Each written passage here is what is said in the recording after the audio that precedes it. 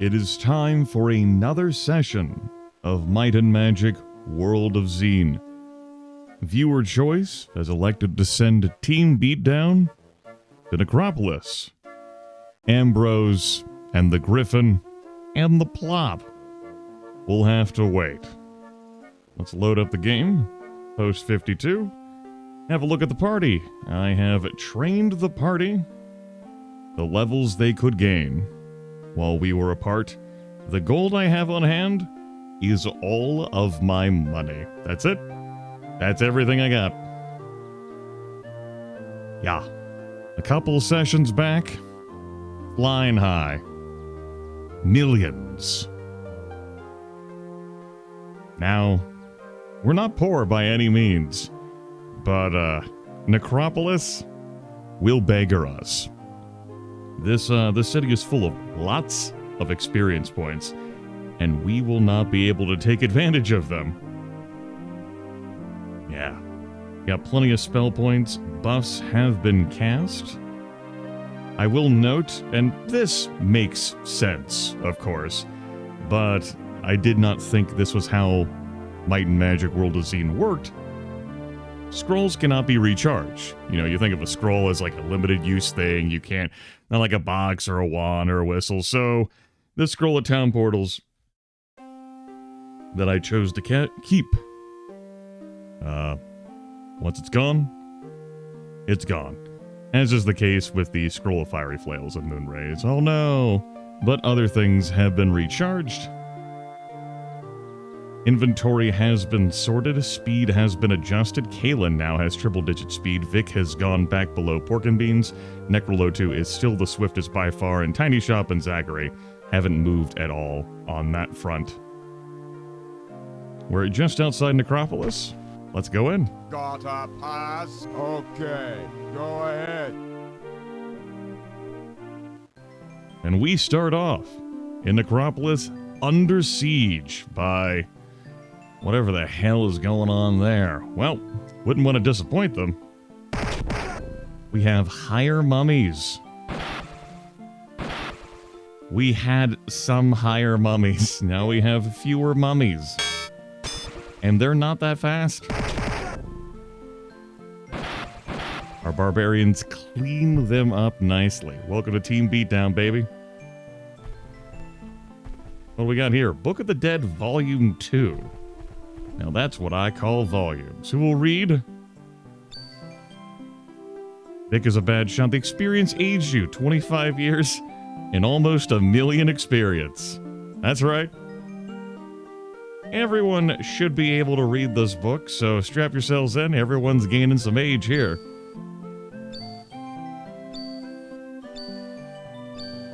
Yeah, look at that. Great. Let's go over here to Volume 2. Another 25 years. Can everyone read this one? They most certainly can. Yeah. Now all of our characters are in the 70s, and we have so much more experience. That's Volume 3. That's Volume 4. This is Volume 3.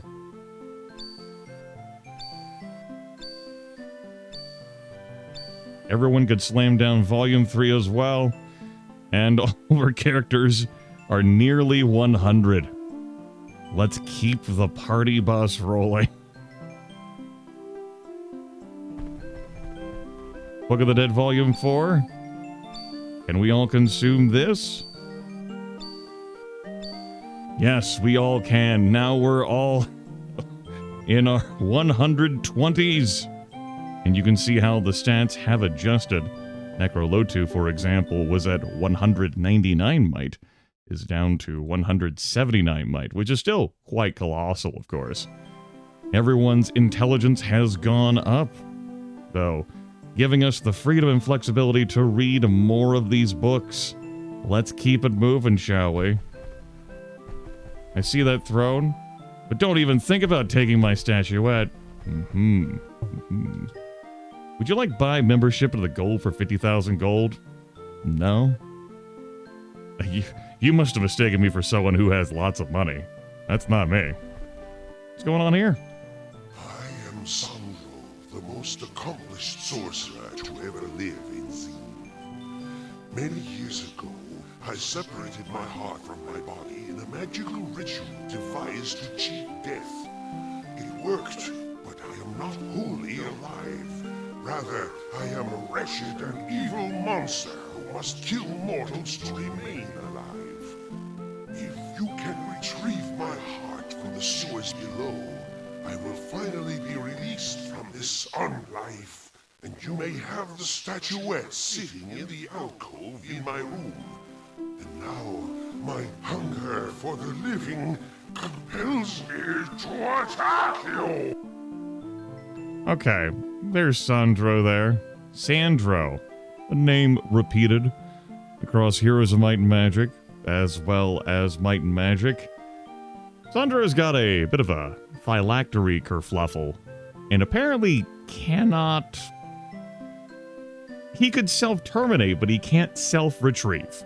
He tells us where the phylactery is and apparently can't go get it for whatever godforsaken reason, and offers us a great boon if we do so, but due to a thirst for the living, then attacks us, so if we were to die, we would then not be able to complete this task. Really, it's incredibly intricate, and just a real annoyance, you know? But it's okay. This kind of nonsensical behavior, totally understand this, and the high levels of magic involved. And also, it's human in that way, retaining this humanity of just dumb bullshit. So good on you, Sandro, for keeping ties to your living, existence. However long ago that was. Anyway, let's see if the party can assist. We sure can. 100 gems. Woo! Memory serves, Sandro is pretty resistant to attacks across the board, and his attack can instant kill. Do not come to me without my heart. Though you have defeated me once in combat, I still am not dead. Once again, you must defeat me, or die. Did you want to generate more experience points? And more gems? Well, you've come to the right place, my friend. Because yes, we do get more experience and more gems every single time. We could just keep running it back for the rest of eternity. This is why we can't run into this shit when we're playing high fantasy, pen and paper games, because the team of player characters would somehow turn this into some sort of like Minecraft like harvest engine to generate resources. Get some conveyor belts here. We can make like a Factorio system out of it all. Genius. Oh man. Anyway. Howdy. Higher mummy. Clean that up pretty nicely. Whoa! Hello there, Power Lich. Don't you be getting attacks off on me like that. We gotta stop that shit. Jump forward, beat down the higher Lich, beat down the higher mummy. It's the Well of Death. Do not. No. Death. I think I'm good on the whole death threshold. I don't need to meet any of that. Appreciate the offer though. Any enemies around here? Sure, we can clean these up. These higher mummies don't have range attacks. That's kind of a problem for them. Book of the Dead, Volume 9. Let's read our books in order, shall we? Looks like we went to the wrong direction to be reading in order. Up here, Team Beatdown, despite the fact that they are incredibly aged, has no trouble with these damn higher mummies. Unprompted, the magic skull begins to speak. Once upon a time, two necromancers had a little disagreement. The one was named Darkness, and he contended that he was most powerful, foul, and evil necromancer in all of Xeen. The other fancied himself Death, and Death believed that he was the most powerful, foul, and evil necromancer in all of Xeen. On the darkest hour of the darkest night in the year, the two necromancers met in a graveyard to settle the question for once and for all. Standing atop the burial mound of a great hero, Darkness began the fight by uttering a string of syllables so foreign to the human throat as to be virtually unpronounceable. So vile and alien were the words spoken by Darkness that the hero beneath the mound heard them and began to dig his way out of his grave to put a stop to the sounds. During all this, Death had not been idle. He too began incantations meant to awaken the dead. And so one by one the dead began to rise from their graves and fight one another between the two necromancers. The carnage was terrible to behold, the losses devastating. One by one the dead fell again, too damaged to do more than twitch or thrash about where they lay. Broken skeletons and corpses began to fill the valley between the burial mounds upon which the necromancers were standing. The dead began to clamber atop the piled corpses in their efforts to slay the opposing necromancers. But the battle raged on, filling the valley between the mounds till morning, then from morning to afternoon, and then again to blackest night. Aye, the battle raged a full 5 days, filling the cemetery with a stench the world has never known. The armies of the dead dwindled as the supply of working corpses was used up. Soon the bodies had been piled so high that a kind of bridge formed between the two burial mounds, and the necromancers approached each other, urging their remaining servants forward. Still, the killing continued. Is it really killing if they're all already dead? And the necromancers drew within spitting distance, and as the last of the walking dead finished themselves off, the two met and came to blows. The exhausted necromancers fought and wrestled over the mountain of corpses, when suddenly Death caught hold of Darkness's throat, and Darkness of Death's. There, Darkness and Death gasped out their last breath together, dying as one, at the very top of the hideous mountain they had created. The end. Write your responses to that short story in the comments below.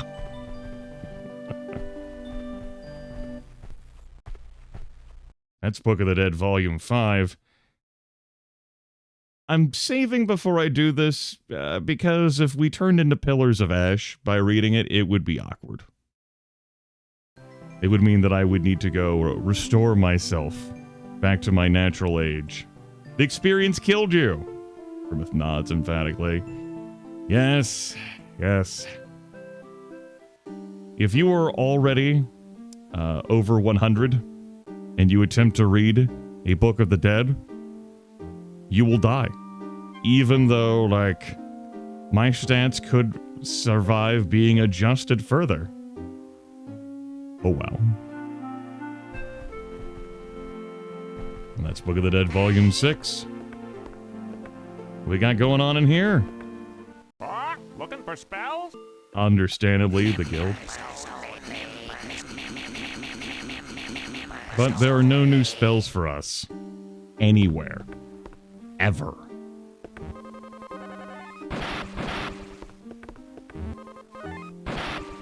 I saw some fire there. Let's, take care of that, yeah? Give me a whistle of elemental protection. Fire, please. And shuffle this way. Ah. Thought there was going to be another power lich there. Understood. Understood. How we doing on hit points? We're doing okay. We didn't take that much damage. Did not take that much damage at all. So on the other side of this door, it is coffins. Coffin, who will search? Nothing here. Coffin, who will open? Wake up, Power Lich. And find some nunchuckas there. Nothing and nothing. An entrance to the sewers over there. Of course, this place has sewers. Why wouldn't it? We have a dagger. We have a scimitar. A long sword. A flail. A spear. Is Pork and Beans strong enough to open these? No, he is not. 119 strength, not good enough. And a great axe. These weapons, why, multiples of them are obsidian. We have an obsidian dagger, kinetic scimitar, a scorching longsword, an obsidian flail golem smasher, an obsidian spear, and an obsidian great axe. Well, well, well, isn't that positively not grand? It's great. Obsidian great axe. Well, great axe, as a reminder, deals 3d7 damage. We're going to go ahead and slam that right into Pork and Beans' hands. Compare that to a battle axe, which deals 3d5 damage. So we have ourselves an upgrade there. Can you use two-handed? Yeah. I mean, I knew, like, I wouldn't know whether, like, you'd use a battle axe, and he most certainly can. That's great. Okay. Go ahead and slam that sucker in your hands. It's going to leave us with this flail as well as this spear. Is a flail one-handed or two-handed in this game? Flail is one-handed. A flail deals 1d10 damage. The spear deals 1d9 damage, and that's also one-handed. And the dagger deals 2d2 damage, and is also one-handed, of course. Dagger can be used by everyone except for clerics. The spear can be used by everyone except for sorcerers and clerics, and the flail can be used by everyone except for sorcerers. We don't have that issue here in Team Beatdown land. So there's going to be plenty of adjustments made to, well, our stuff. Looks like I sold the photon shield. That's okay. I had been waffling over whether to do that, and ultimately appears to be that I decided to do that. Lose out on the great strength there, but I also do have that kinetic shield that can wait in the wings and provide a stiff bonus to attack value. So for now, why don't we go ahead and shuffle this stuff around. The katana, just to check to confirm that, deals 43 damage. That seems pretty alright. We know what a dagger deals. The longsword, which apparently you have, is 3d3. Heaven only knows why you have that over Kalen. Well, the levels, the extra attack, I understand. Yeah, okay. So you take this flail for now. You take this spear. Okay. Leaves us with some great stuff to sell. We're going to be selling these. And I might shuffle around everyone's, like, weapon they have equipped here. The trident, what does the trident do? I might re-equip that. Trident deals 2d6. Yeah, that makes sense. Instead of wielding that shield. Take that back, and we'll give you the flail golem smasher instead. Then we have the obsidian spear just floating around. Alright, that's all good. And I kept the photon shield. I would reconsider what I had done there. Okay. Time of day. Got bags of time still. What's going on over here? More sewer entrances and more coffins. These power liches have no chance, though. We have a saber. Crushed as soon as they emerge. Is that an obsidian halberd? Hell yeah, that's an obsidian halberd. The saber turned out to be kinetic, which is whatever. Like, kinetic whoop-de-doo. That, you know, it's 30 energy damage, which, you know, that's nifty. But that doesn't provide me any to-hit bonuses, and it doesn't provide me, you know, the raw physical damage bonus. But if, you know, we encounter, like, a physically immune enemy that was vulnerable to energy damage, we'd be onto something there. But the plus 10 to hit from Obsidian is very, very compelling. Not to mention the plus 50 damage from the Obsidian kind of overrides the kinetics, like, plus 30 energy. That's why I don't bother with the elemental weapons. They don't get the hit or damage bonus from materials. Anyway, that halberd there, that deals 3d6 damage. That's pretty good. That's better than 2d6. That math checks out. So, go ahead and slam that halberd into your hands. And the battle axe there, we're looking at 3d5 versus 2d6. Yeah, we'll keep what we got here. The trident, I don't think anyone will be equipping. I like folks having shields. Obviously, Vic cannot equip a shield. And I kind of like the idea of Pork and Beans going, you know, two-handed. But Necrolotu, I'm not adverse to swapping a shield back onto at some point in time. Anyway, whew. Very, very powerful stuff. Team Beatdown even scarier in melee combat, despite the advanced age. Alright, well, we might as well pick one of these sewer entrances to go into, yeah? Right here. Welcome to the sewers! Good thing we got fire resistance because, boy, howdy, does that look rough. How long has this video gone on? Yeah, when I think about the time that I'm going to be spending exploring down here, too, it makes sense to break the video here. Coming up next time, the Necropolis sewers. And a river of delicious, delicious fire, lava, magma, conflux, utter infernal obliteration. Yeah. Will Team Beatdown at its advanced age prevail? Find out then.